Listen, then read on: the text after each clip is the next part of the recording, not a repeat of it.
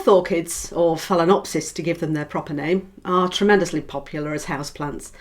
They're colourful, they're not particularly demanding, and you can keep them for years as long as you look after them properly. Now, I usually keep mine, as you can see, in these clear pots. And that's because orchids fall into two brackets. They either live in trees or they live on the ground. Now, orchids like these would naturally live in the branch of a tree where all the debris collects. So they need light around their roots, which is why you always get them in these clear pots.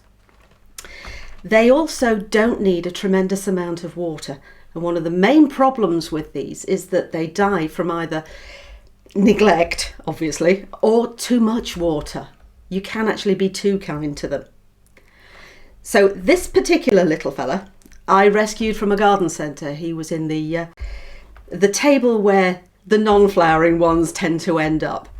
And as you can see, I've had it for a little while and coaxed it back into flower.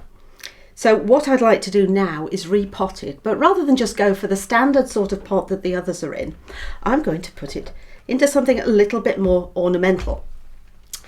Now, the beauty of this is that as it grows, naturally, it will grow over the sides. The danger of this is that there's no drainage. So I'm going to have to be extra careful with this once it's planted. So what we're going to do, I'm going to use some of this mix.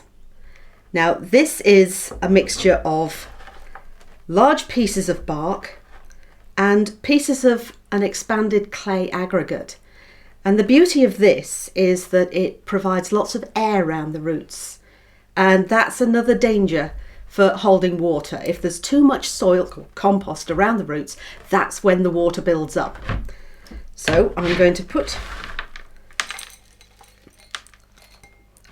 a nice layer of this in the base.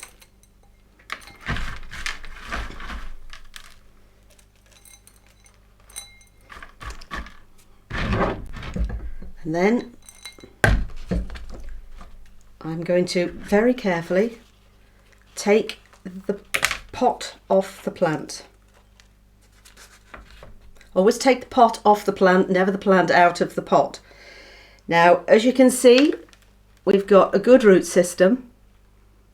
It's already been growing in this same particular potting mix before, since I brought it home, so it is used to it. So then you simply pop it into there. And I want to keep those leaves so that they come over the top. So now all I need to do is carefully hold it and add more of this mix. Shaking it down around the roots as we work round.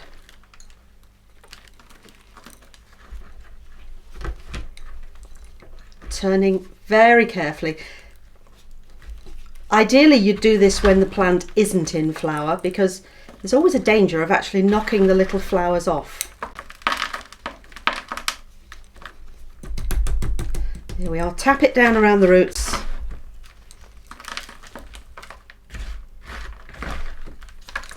Until you get the compost up level with the top.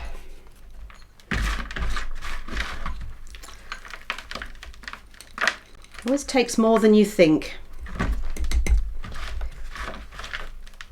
And one thing that you never do here that you normally do with plants is actually press the compost down, because the last thing you want to do is compact it. You need it light and airy and loose. There we are.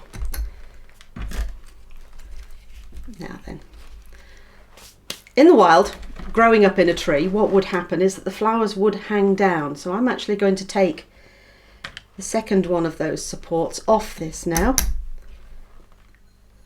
And then I will give this a drink of water just to settle it. And if it needs any more compost, I'll put some in.